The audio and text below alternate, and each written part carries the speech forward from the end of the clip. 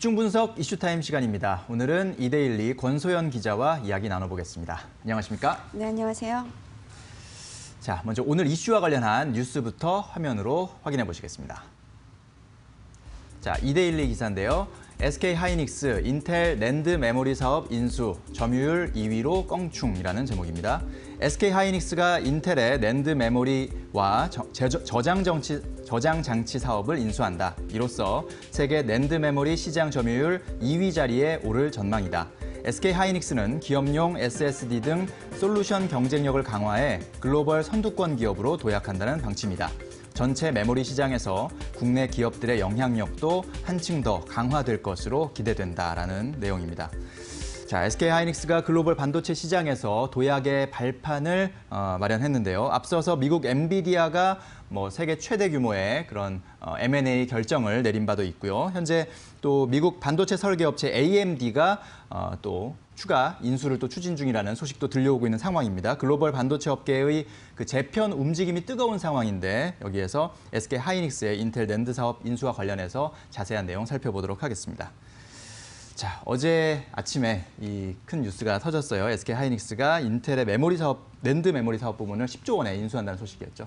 네, 방금 이제 뉴스 돋보기에서도 나왔잖아요. 그만큼 어제 하루 종일 이제 헤드라인을 장식했던 뉴스인데요. SK하이닉스가 인텔의 옵틴 사업부 제외하고 이제 낸드 사업 부분을 전체 이 한 90억 달러, 하나로 따져보면 10조 3천억 원 정도에 이제 인수한다는 건데요. 네. 그러니까 인텔의 솔리드 스테이트 드라이브, 우리가 SSD라고 줄여서 부르는데 이 사업 부분하고 이제 낸드의 단품 사업부, 그리고 웨이퍼 비즈니스, 그리고 중국 다롄의 이제 생산 시설이 있거든요. 요거 다 합쳐서 낸드 사업을 이제 인수하겠다는 건데 일단 내년 말에 8조 원 정도 지급하고요. 나머지 잔액 2조 3천억 원은 2025년 3월에 지급하는 걸로 이제 일정을 짰습니다. 자금은 보유하고 있는 현금 동원하고 이제 일부는 차입금으로 조달할 계획이라고 밝혔고요. 일단 이번 M&A 규모 자체가 국내 기업의 인수합병 사상 최대 규모입니다. 지난 2016년에 삼성전자가 하만을 인수할 때 그때 금액이 80억 달러였거든요. 네. 그러니까 그보다도 이제 10억 달러 더 많은 수준이고요. 최태원 회장의 승부사 기질이 또 발휘가 됐다. 이런 이제 기사들이 많이 나왔는데 최태원 회장이 지난 2012년에 이 하이닉스를 3조 4천억 원에 인수를 하면서 SK하이닉스로 만들었는데 그렇죠. 그때 나의 애니멀 스피릿을 좀 믿어달라. 그러니까 동물적 감각을 좀 믿어달라는 건데 예. 사실 결과적으로 보면 그 동물적 감각이 맞았던 거죠. 그리고 이제 2015년에는 OCI 머티리얼즈 4,800억 원에 사들였고요. 2017년에는 LG 실트론 한 1조 원에 인수를 했습니다. 네. 그리고 2018년에도 이제 일본 도시바 메모리 지분가 컨소시엄으로 들어가게 했는데요. 이때도 한 4조 원 정도 투자를 했거든요. 그러니까 M&A를 통해서 이제 반도체를 SK그룹의 이제 핵심 사업 부분을 키웠던 거죠. 네, 그렇죠. 자, SK그룹이 그동안 이 M&A 역사를 보면 상당히 성공적이었다라는 네, 평가를 그렇죠. 내릴 수가 있겠고 네. 또 그런 밑바탕이 아마 어제 나온 네. 그런 초대형 M&A 를 성사시킨 네. 그런 원동력이 되지 않았나 네. 싶어요.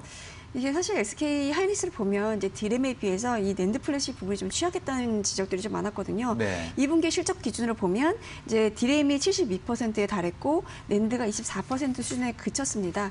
그래서 디램 가격이 오르면 이제 수익이 좋아지고 괜찮은데 문제는 디램 가격이 떨어지면 수익이 전체적으로 쪼그라들고 이러면서 이 실적 변동성이 디램 가격이랑 연동이 돼서 굉장히 높아졌던 게 사실이거든요. 네. 이게 SK하이닉스의 굉장히 약점으로 좀 지적이 되어 왔었고 그래서 지난 2014년에는 미국 바이올린 메모리 카드 사업부 인수했고 또 벨라루스의 소프텍 벨라루스 펌웨어 사업부도 인수를 했습니다. 네. 2017년 당시 이제 도시바 지금은 키옥시아로 이름을 바꿨는데 그때 4조 원 투자한 것도 사실은 다 이제 낸드 부분을 좀 강화하겠다라는 이제 최태원 회장의 의지가 좀 반영이 됐던 건데 네. 이번에 인텔 메모리 사업 부분 인수하면 이제 SK하이닉스의 디램 비중은 한 60% 정도로 낮아지고요. 네. 낸드 비중이 한 40% 정도로 올라오니까 얼추 이제 균형이 좀 맞춰지는 셈인 거죠. 네, 그렇죠. 자, SK하이닉스와 삼성전자를 많이 비교하게 되는데 삼성전자에 비해서 SK하이닉스는 디램의 의존도가 상당히 높다. 네, 이런 그렇죠. 부분이 항상 좀 약점으로 지적되어 네, 왔잖아요. 네. 물론 디램 업황이 좋으면 SK하이닉스가 더 매력적일 그렇죠. 수 있지만 네. 디램 업황이 항상 좋을 수는 없으니까 그런 네, 점에서 낸드의 비중을 좀 높이려는 게 SK하이닉스의 목표였는데 네. 자체적인 개발보다는 역시 M&A를 통해서 그렇죠. 과감하게 좀 투자하는 그런 네. 부분이 있었습니다. 자, 이렇게 되면 인텔의 낸드 사업을 인수하게 되면 글로벌 시장 점유율이 상당히 높아지게 되죠. 네, 시장 시장 조사업체 옴니아 자료를 보면 이제 올해 2분기 기준으로 낸드 시장 점유율이 삼성전자가 33.8%로 이제 1위입니다. 네. 키옥시아가 17.4%로 2위고요. 이제 웨스턴 디지털이 15%로 3위이고요. 인텔과 하이닉스가 뭐 고만고만한데 11.5%, 뭐 11.4% 그래서 각각 4위, 5위를 기록 중인데 예. 이번에 이제 인텔 사업부를 인수를 하게 되면 하이닉스 낸드 시장 점유율이 합해서 이제 23%로 꽁충 뛰어오르게 되거든요. 그러면 삼성전자에 이어서 이제 2위에 올라서는 건데요. 그렇군요. 이 중에서도 특히 우리가 이제 주목하는 부분이 기업용 SSD. 그러니까 아까 이 SSD 앞에 엔터프라이즈를 붙여서 우리가 ESSD라고 부르는데요. 네. 낸드 플래시 사업 부분 중에서도 이제 이 기업용 SSD의 성장성이 굉장히 높은 편입니다. 이게 2019년부터 2024년까지 연평균 성장률이 한 24% 정도 될 것으로 예상이 되고 있는데 네. 이 SSD라는 건 이제 반도체를 이용해서 정보를 저장하는 장치인 건데 하드디스크에 비해서 굉장히 속도도 빠르고 이제 뭐 처리 지연이나 발열, 소음 이런 것도 굉장히 적고요. 크기를 줄이거나 이제 경량화, 무게를 줄이는 데에도 이 훨씬 유리한 거거든요. 네. 그러니까 우리가 PC를 구성하고 있는 이제 장치 중에서 보면 가장 핵심적인 게 중앙 처리 장치 우리가 CPU라고 부르고 이거는 인텔의 이제 주요 사업 부분 중에 하나입니다. 그렇죠. 그리고 램 이게 이제 주 기억 장치고요. 하드디스크 뭐 HDD라고 부르잖아요. 이게 네. 보조 기억 장치인데 이 세 개가 PC의 성능을 좌우한다 해도 이제 과언이 아닌데 CPU와하고 이제 CPU, 램 이런 것들은 굉장히 이제 이 업그레이드된 속도가 빨라졌어요. 네. 그런데 HDD의 발전 속도가 굉장히 더뎠던 게 사실이거든요.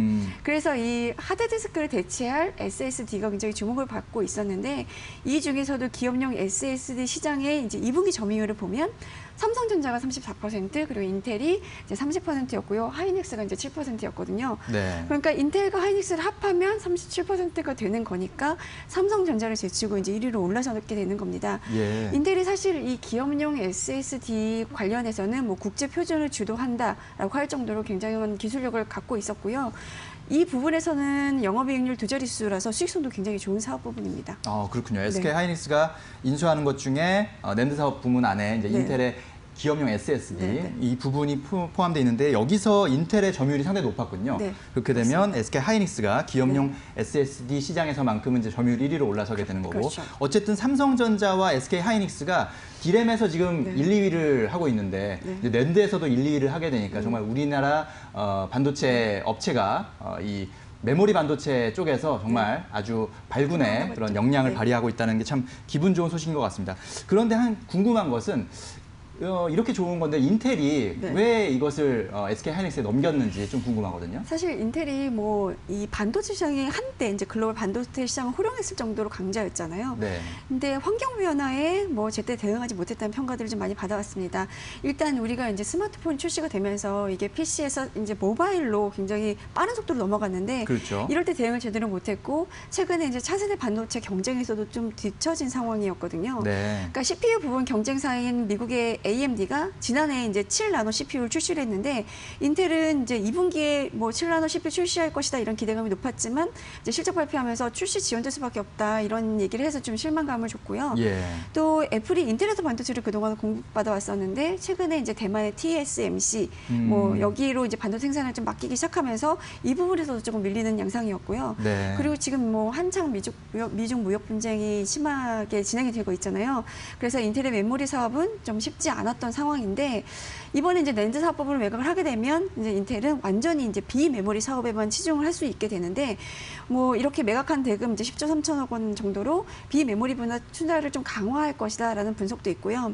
이제 뭐 인공지능이라든가 이제 5G 네트워킹이라든가 뭐 인텔리전스 엣지, 뭐 자율주행 기술 이게 이제 다 미래의 성장 산업이잖아요. 이런 산업에 투자할 것이라는 얘기도 있어서 사실은 뭐 외신들은 인텔이 주력 사업에 집중하는 이제 약간 본래 이런 전략에 뭐 돌아가는 게 굉장히 현명하다라는 약간 호평을 내놓았고 네. 사실 이제 요 기사 나온 첫날에는 주가가 좀 올랐습니다. 뭐 예. 간밤에는 좀 떨어지긴 했는데 네. 그만큼 시장에서도 인텔이 이런 결정에 대해서 뭐 의민하는 거다라는 평가들이 좀 높았습니다. 네, 설명을 들어보니까 정말 인텔도 자신들이 원하는 것을 얻은 것 네. 같고 SK 하이닉스도 역시 자신들이 원하는 것을 얻은 그런 윈윈 거래가 아니었나라는 생각이 드는데 뭐 SK 하이닉스 이 소식뿐만 아니라 요새 글로벌 반도체 업계에서 뭐 합종 연횡, M&A 상당히 많이 진행되고 있죠. 뭐 아까 이제 처음에도 말씀해 주셨었는데 굉장히 규모가 큰 M&A들이 이제 진행이 되고 있습니다. 네. 아까 말씀하셨던 것처럼 미국의 이제 그래픽 이제 처리 장치의 제조사인 엔비디아가 이제 이 ARM이라고 여기는 이제 반도체 설계업체 팬피니스 업체거든요. 네. 여기를 400억 달러, 그러니까 뭐 최근 환율 기준으로 보면 한화로 45조 5천억 원 정도인데 네. 이제 인수하기로 결정을 했고요. 예. 또 글로벌 반도체 업계 사상 최대 규모입니다. 이거는. 그렇군요. 뭐 엔비디아하고 경쟁 관계인 미국의 반도체 설계 업체가 이제 AMD인데 네. 여기는 이제 인공지능 칩 제조업체인 자일링스 인수를 추진 중이고요. 인수 예상금이 한 300억 달러 정도 되는 거거든요. 네. 34조 한 1,000억 원 정도 됩니다. 그래서 올해 글로벌 반도체 M&A 시장 규모가 아마 역대 최대가 되지 않을까라는 얘기가 좀 나오고 있습니다. 그렇군요. 네, 뭐 인수 이 규모 자체가 어마어마하군요. 네. 자, 그런데 어쨌든 어제 이제 SK 하이닉스 주가를 보면 조금 이제 하락 마감했어요. 예. 그렇죠.